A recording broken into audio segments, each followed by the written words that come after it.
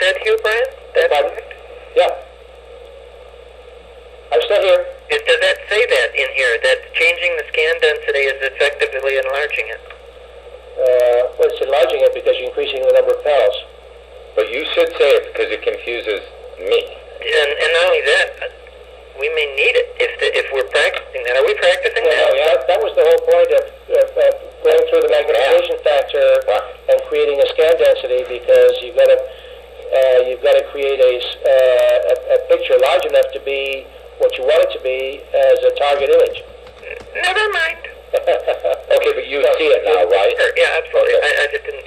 And to me, who doesn't understand the math of all that, it seems very strange that you take a digital image and it's achieved everything we did by blowing up optically already, and then you're still putting it in the frame and framing it right so that it works in a Zoom environment. It's if I could understand the math, I'd understand it. I know what I understand the theory. Brian, I know what I'm talking about. I never questioned that. I do all the time.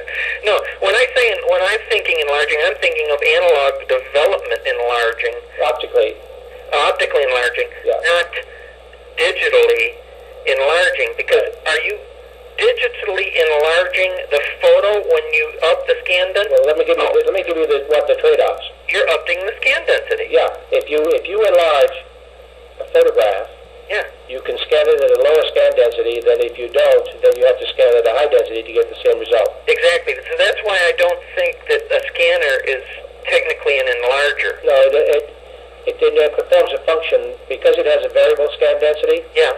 It allows you to vary the size of the file that's produced. Yeah. And the size of the file is proportional to the size of the image. Oh, I see it. Yeah. It has to be. It effectively does the same thing.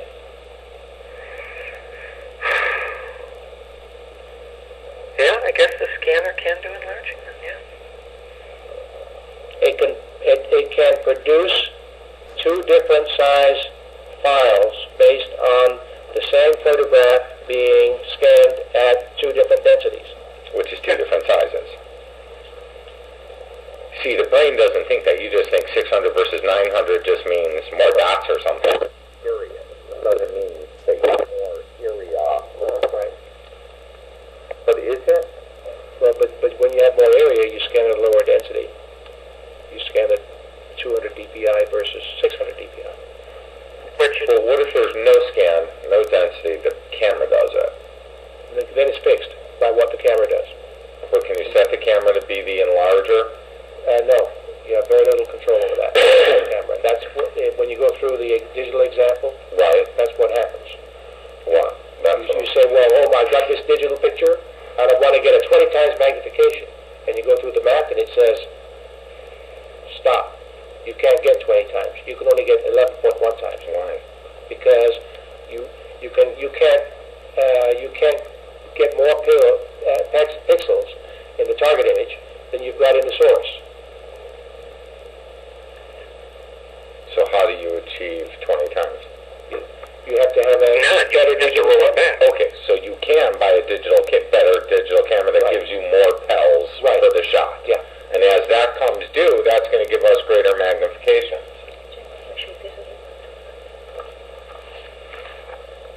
Brian? Yeah. If you took an optical photographic, a normal enlarger on a photo, you will keep enlarging. I'm sorry, go ahead. You'll keep enlarging until you hit the grain level of the photo. Right. On a scanner, you won't keep enlarging. I mean, you're going to hit the grain level of the photo, but it's going to be limited by the scanner. Well, yeah, there are some limitations. For instance, an optical one is never limited by the optics, right? Yes, yeah, optics have limitations. Well, okay, but way far. But what happens is the scanner can't put detail into a picture where it isn't in the picture. Yeah, doesn't. So you can take a snapshot, for instance, and try to scan it at 1,000 DPI, but it won't look any better than if it were scanned at 150 DPI, because that's all the information there is on the image that you can resolve. In other words, you have been destroyed by the processes in front of it. But if you take a transparency, and the original source transparency, whether it be a positive or a negative, you can scan that at a very high density, and you can get every bit of information that there is to be obtained by increasing the scan density, assuming that you have a scanner which is capable of that. Limitations. Yeah, you're right. So should we say all that? Yeah, and the math is saying it. Yeah. You just have to sit back and think about it. Okay, that's good. That's Oh, why you're right. It would be a good thing to say if you could. That's why the math is there. Yeah, but Brian, if you can say that in English, it would be even better. If you could, after we cut the phone call, if you wanted to jot yourself a note. Well, my brain doesn't work very well in English. Let's do an English American or English British.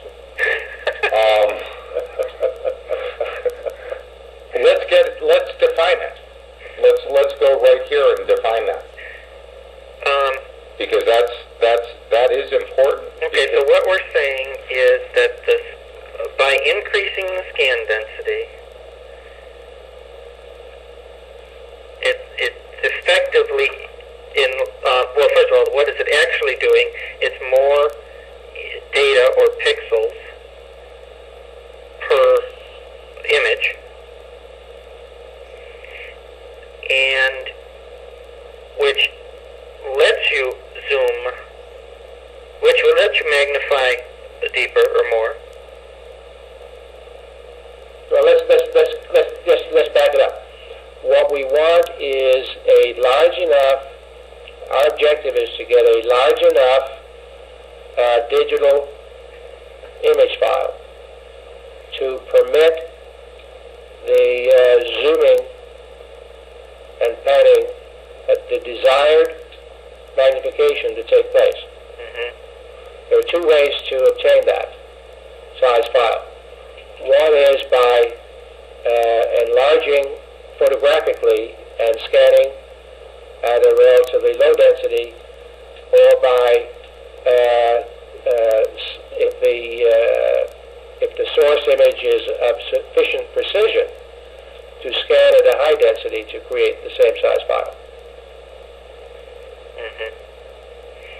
But wait, you don't scan if it's digital. If you have a digital file, you're not. Well, let's see, you got to clarify two things: scanning and digitally shooting the photograph with the right specs. When you scan, you create a digital file. Alternatively, you have a digital camera, which gives you a fixed file size. Although later in the future, you should be able to do inside the digital camera what you're doing with the scanner, and create, when you get a good enough PEL count, so to speak, right? But it's technically not scanning if the digital file is coming directly from the camera, is what he was trying to get across. But it's creating a size. Huh? But the end result is to have a file which is sufficiently large. The file of an image, when expressed in PELs, has a large enough area,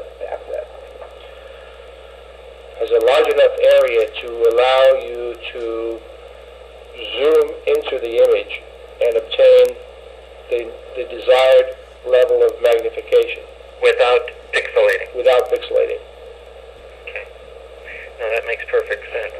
And now, when we were talking about a scanner essentially being an enlarger,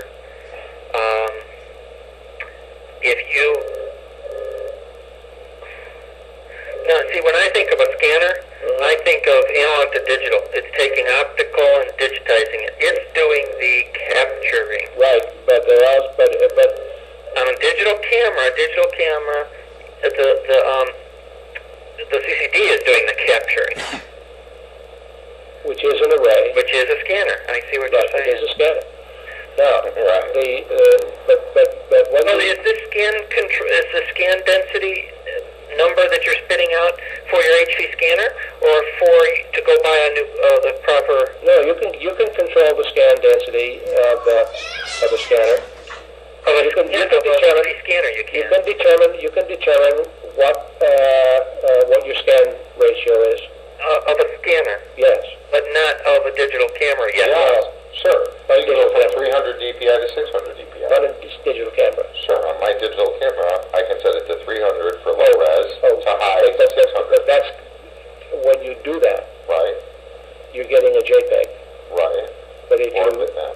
But it doesn't give you both bitmaps. I think it only gives you one bitmap. If you look at it, it only gives you one bitmap, which is your maximum density. Well, the highest 600 is a bitmap. It's a bitmap. The other one 300 is a JPEG. JPEG. That's right. That's absolutely right. But there's only one. But there's only one bitmap.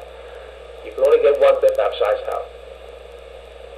Even the new Nikon 990 only gives you one size bitmap. It does.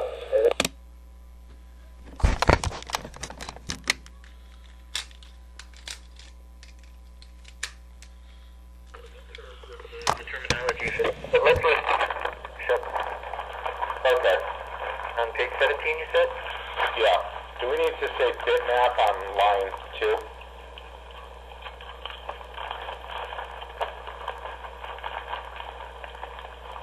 Oh, well, we say either in something.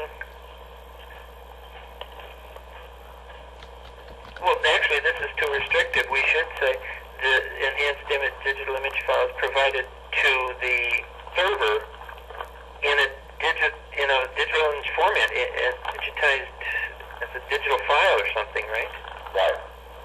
I mean, we and then say, for example, a bitmap or JPEG or something, right? Right, because we don't know what the next image file will be. No, but the point is, it's in a digitized.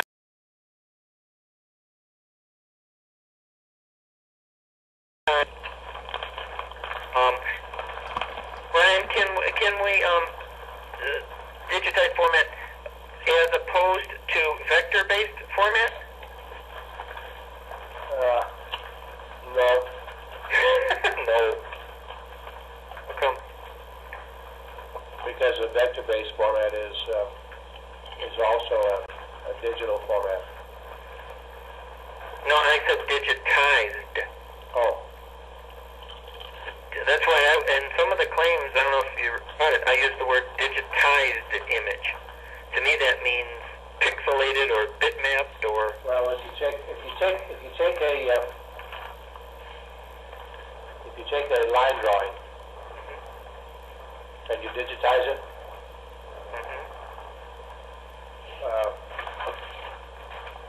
Oh, I see what you're saying. You could say the 2 points in the front. Yeah. right. Yep. So it depends on the process that you use for digitizing it. If you use a scanner, you will certainly create a bitmap. Bitmap is generic. Is it generic? No. Is JPEG a bitmap? No. What's the generic term for digitized as opposed to vector-based? That's what I was trying to get to with digitized image. Well, the problem is pixel-based. There are a number of bitmap formats